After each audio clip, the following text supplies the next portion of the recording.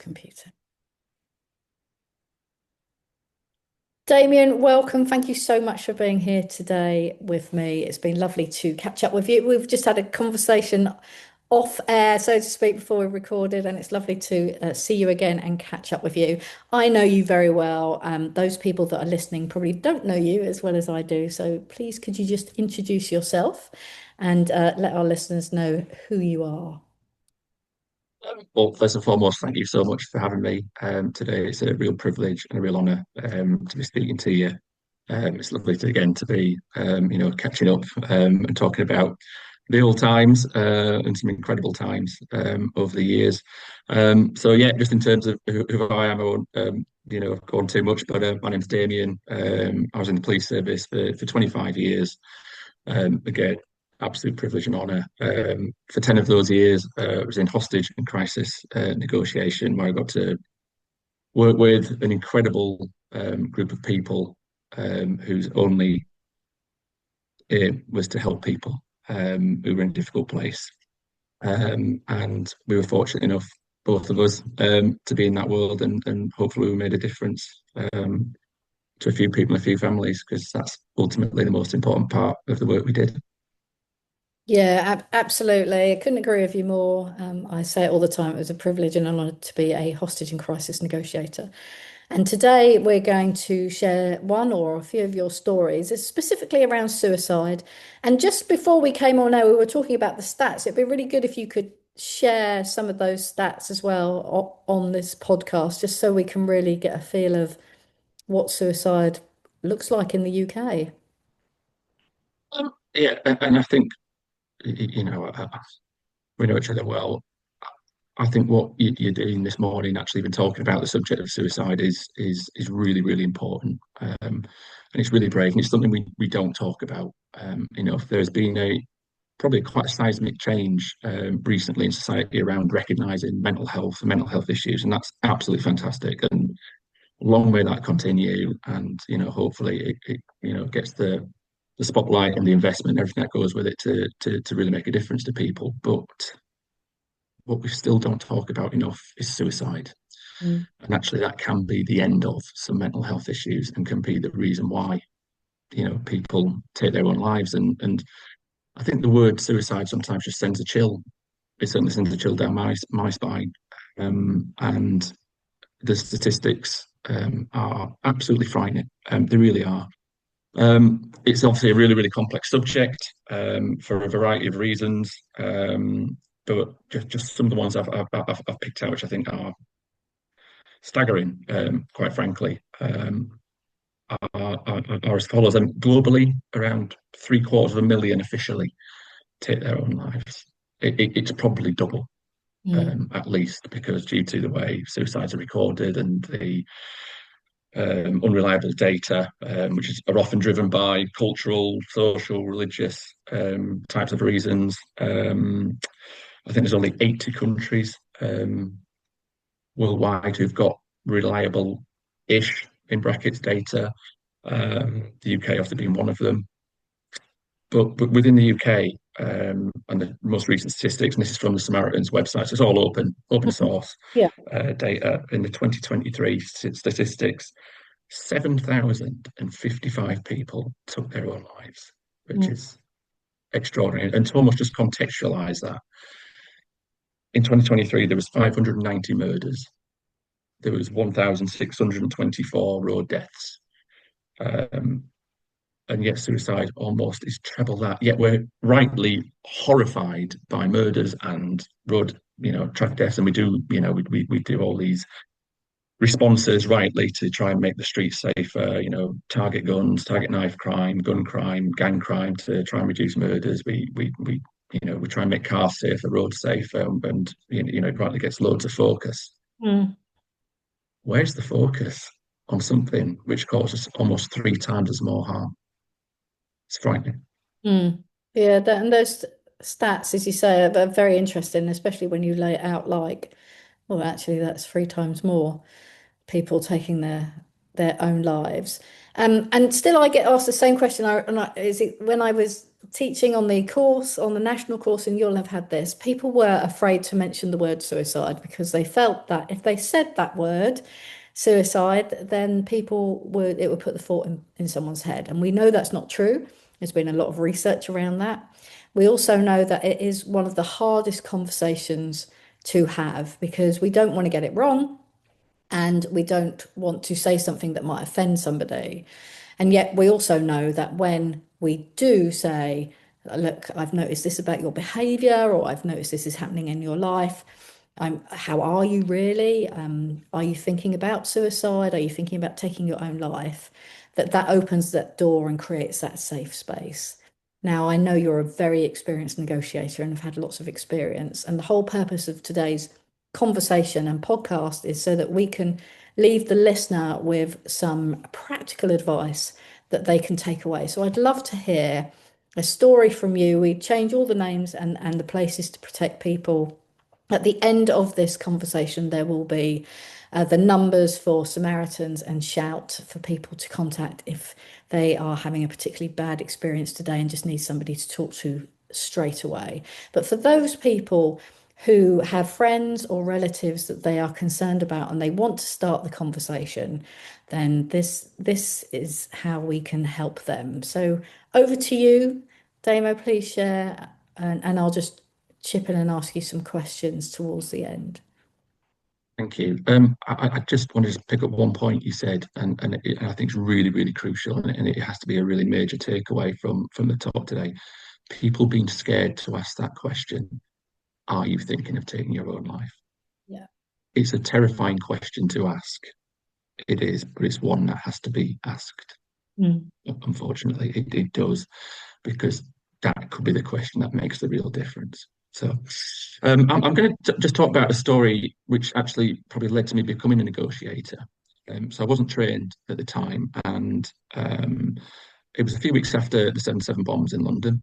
I was quite a newly qualified sergeant in on Camden Borough, and lots of people were taking annual leave because they'd worked so hard around the response to July 7th. And we had loads of people off this particular day, so it was, almost the sergeant's worst nightmare. You've got to go out and answer the calls yourself. So me and another sergeant teamed up, and we got a call from a concerned member of the public who was worried about a young lady who was sitting on a window ledge and seemed to be almost straddling the window ledge. And we turned up and we found a young lady straddling the window ledge about 6 floors up of this particular block of flats. She was on the top floor. Um, so we initially tried to access the building. Absolutely no luck. My colleagues pressing all the buttons, we just could not access this building. So I'm trying to engage with her from the street, talking up to her, and she's looking down, but she's not really sort of paying me too much attention, and she's saying things like, I'm just sunbathing," and it was a sunny day, so could it be? Maybe, but her position just worried me greatly, and I could understand, why someone had called the police. Um, so part of that response, we now start to get an ambulance turn up, fire service start to turn up, start a few people, members of the public start to watch and see what's going on, being a bit nosy in essence. People start leaning out of windows, looking at what's going on, and all of a sudden, this whole situation is ramping up, and we're trying to get people down, officers down to push people back, to close the road off, and it's now quite a significant response to emergency services. She started to say things like, "Oh, my dad's here," and things like that. So, well, can you get your dad to open the door? Can you get your dad to come to the window? And I just got the sense of it wasn't. And I really was trying. I was completely untrained, so I was just trying to be, can you just go inside? We can talk about this. I'm really worried about you. Just trying everything what I thought was the right thing Mm. to do, but what I was probably doing way too much of was talking. I was talking way too much, and looking back, reflecting about it.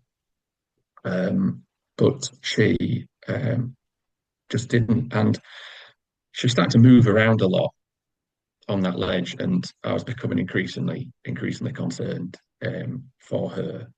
Um, and I know we've got probably some time pressures today to speak, but she got up and she looked at me, and I looked at her, and she started shouting. And to this day, I think she spoke. It was almost like I would have said Latin. If someone made me write and I think I did actually write in my statement that it was almost like a different language she was speaking. Mm. And very sadly, she jumped. Um, and it was horrible, absolutely horrible. She survived, and I don't know how because she was 6 floors up. Mm. She suffered catastrophic injuries, but she was conscious.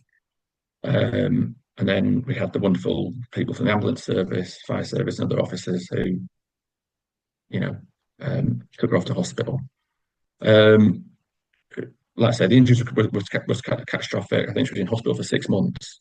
Um, but I went to see her in hospital, uh, and I met her mum and whatnot, who were way too nice to me because I didn't know what to expect.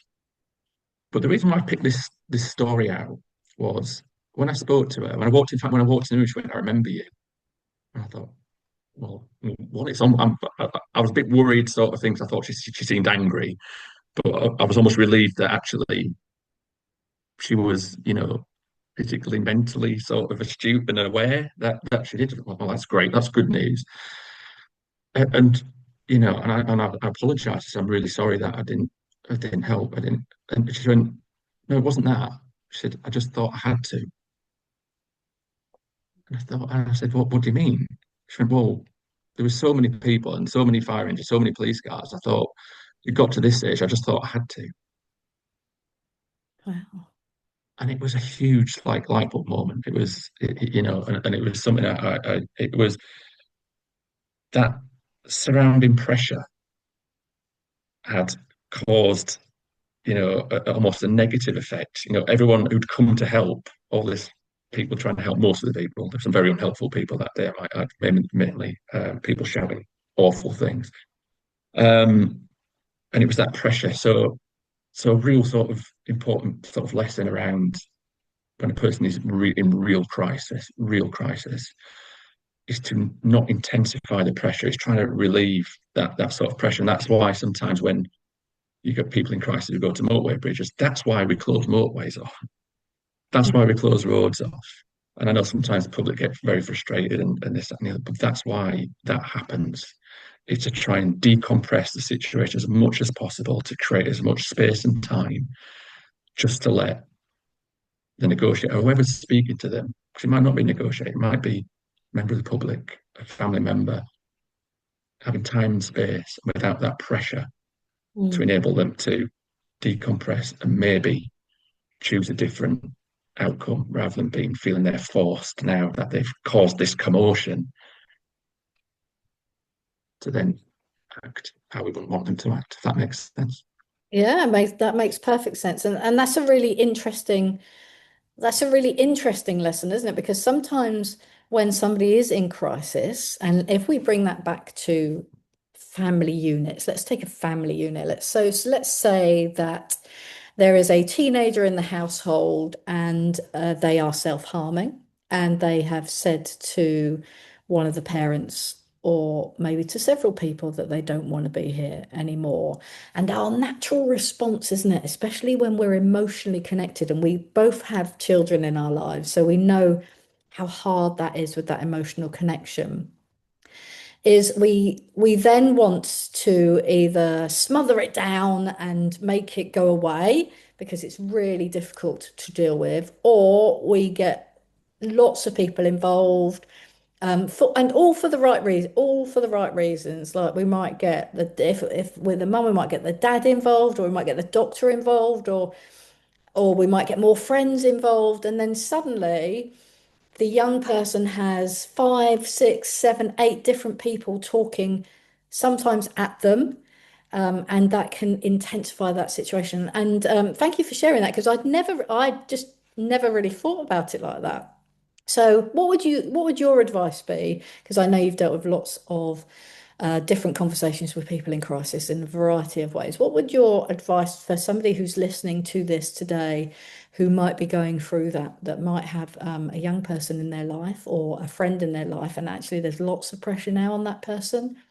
Well, how can we make a difference? How can we help that? I think so. One of the things obviously we used to deal with was kidnaps, Yeah. and sometimes we'd, and many of those were international ones, and sometimes when we'd go to families, we'd try and identify the family member who we think was able actually to speak under pressure. Um, and I think it's kind of similar for this is who is really the best person. So when you're a family member, with somebody in crisis, you are emotionally involved, rightly, understandably, and it's difficult when all your emotions, are mixed with their emotions, and all you want to do is help. So is there somebody? It might be a family member. I don't know. It might be somebody else, but somebody who the young person has an element of trust in, and that's a really, really important word. Mm. Someone they can trust,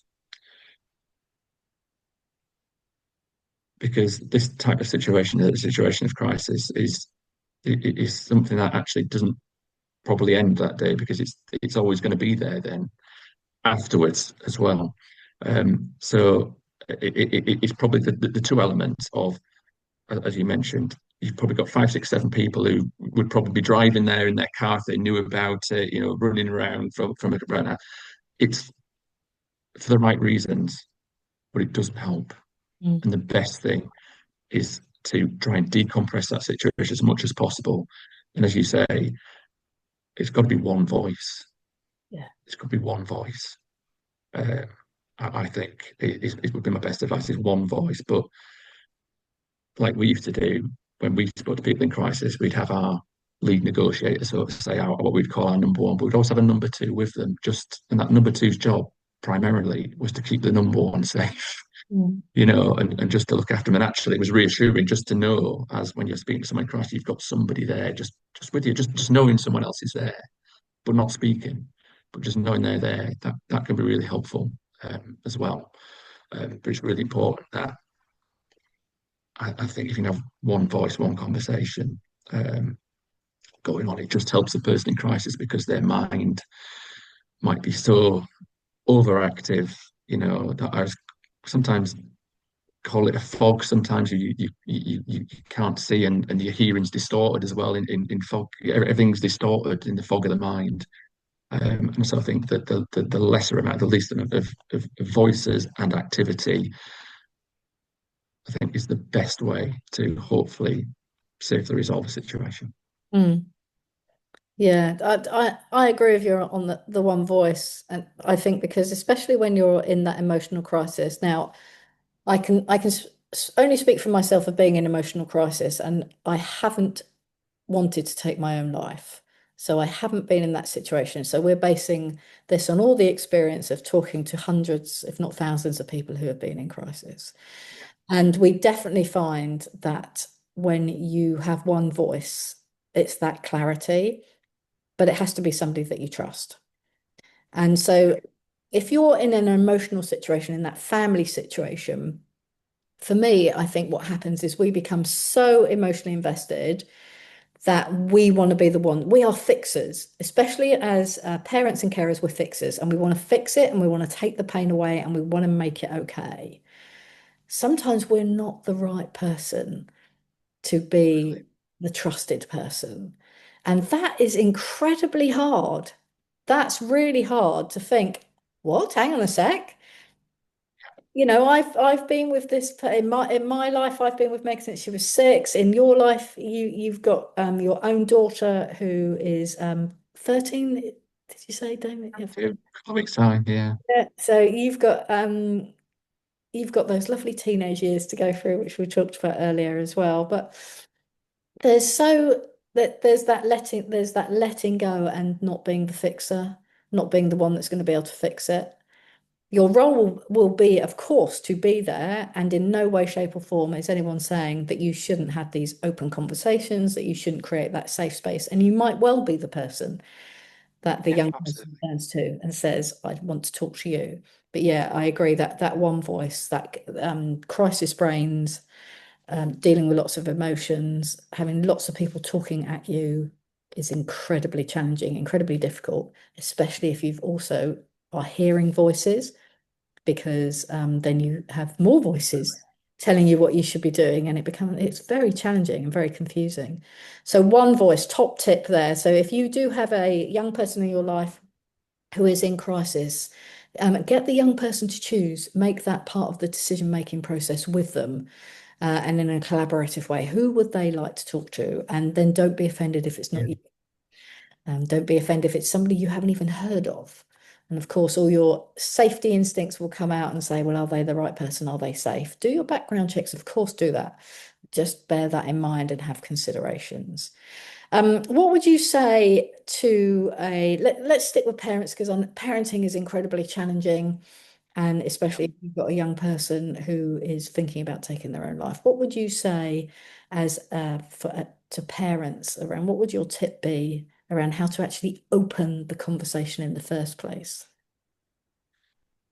I Because think sorry, because you talked about intuition as well. You said when you saw that girl, there was just something about your intuition, and it said, this is not right. There's something not right here. Yeah, I think as a parent, I think and sometimes it can be scary to open that conversation because actually we don't, as parents, want to hear that our children, I think, are harming themselves and even worse, taking their own lives. We don't want to hear that because that makes us feel a failure, Mm, and we'll blame ourselves and all cacophony of other things. But we need to remember as parents this: it's not about us at that moment. It's about them. mm, And that's a really hard thing to accept, actually, because we're people and we don't like to be wrong yeah. um, about things. But we just need to just pause our own ego, pause our own emotions, as hard as that is, and just focus on them. And it's time to listen. But environmental factors to me are really, really key in this. Home should be a safe space. It's not always for children, as we know through our work experience. I'm sure we both have some awful experiences of that, but predominantly, if this is somewhere where a parent can engage with a child, it's got to be in a safe space. So for me, generally, if it's possible, what is their safest space within the home, and that is oftentimes their bedroom, where they're surrounded by things which make them feel comfortable, and it's to make them feel as comfortable as possible. You could think, well, we'll speak in the kitchen where it's lighter or whatever. Well, you can do, and everyone's circumstances are different. But for me, is where do they feel most comfortable of all? Because when they're in their most comfortable state, they're much more likely to open up. Mm, And we can tell, when we have to have other awkward or difficult conversations with our teenagers about different parts of life, where it's like, oh, I don't want to do this, but I've got to do this. And the young person, I don't want to listen to this, but I've got to listen to this. We've kind of just got to get over the embarrassment and that challenging bit. mm, And it's just basically environmental factors, getting them into a place where it's quiet, it's comfortable, where there is that one voice, and maybe mum and dad, maybe but one voice, maybe mum and dad, and if it is or mums or both dads, we're mm, obviously all set up different now in 2025, or our family dynamics are really, really different. But maybe if there's two of you going in that room, just to say, right, I'm probably the better person here to take the lead on this. So that one voice, and then hopefully it's just, what we would call our active listening skills, our observational skills, to say something like, to the child, and I'll use my daughter Maddie, Maddie, we're really worried about you.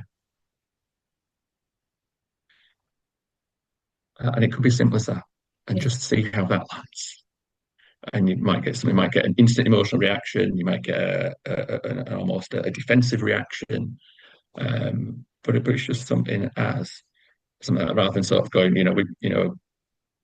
we think da da da, you can hurt yourself. That might come later in the conversation but for me, it's an incremental way, step by step, to get to the heart of the matter. But the important thing is you need to get to the heart of the matter at some Mhm. point. And we can dance around what we used to call the elephant in the room, um, about, we've noticed some marks on your arms, or we've noticed some marks on your legs, and we're really worried about you. And I think just that starting point of just offering care and reassurance might just be the difference, rather than just sort of going straight on. We've seen that, and just something. We talk about being warm and fuzzy. Well, yeah, it should be actually. It should be warm and fuzzy, Yeah, because we should display kindness, empathy, uh, and a really key word for me in this, Nick, is curiosity. mm, Being curious as to what is going on in their world, and just taking the time to allow them and not rushing it. Don't rush them for their answers, because if you give them that time and show that kindness and that caring, more times than not, they'll start to open up. yeah. Thanks, Damian. Yeah. So, in summary, really, we talked about, intuition. Trust your intuition. If you don't feel something's not right, it probably isn't right. And even if you get it wrong, it's okay to get it wrong because you might be right. And then you create the safe space. One voice. So if it's a group of you, it might be a group of friends, it might be a group of relatives, have one person do the talking, the person who's trusted. And that one voice might change. If your young person decides that they don't want to talk to you, they'd rather talk to somebody else, then and that's okay. Ego, you talked about ego. I love, we talk about it in the world of negotiation. We have a phrase that is about leaving your ego at the door. And in any conversation with someone in crisis, it's not about us, it's about them. It's about what they're going through at the moment and how we can best help them and creating that safe space. So having those conversations, not necessarily, right, come downstairs now, sit at the kitchen table. Me and your other parent, your other carer, we've been having a chat, and now we'd like to have a conversation with you. Yeah, let's maybe go be out for a walk, out for a drive. We know from child psychology, especially, that these are the best places to have these conversations. So thank you so much. So for those people that are listening, I think there's some great tips there. I thank you for sharing that story as well, because sometimes that increase in the environment can put the pressure on another person. And I'm glad that I won't say that your story had a happy ending, but I'm glad that the young lady survived. So thank you so much for being here. Damien, is there anything else that you want to share before we wrap up our conversation? There is just one thing, actually. It was just in the news yesterday. I don't know if you saw it, and I just it really was powerful. Um, and it was a lady in the news. I'm just going to bring it up because I want to get this right.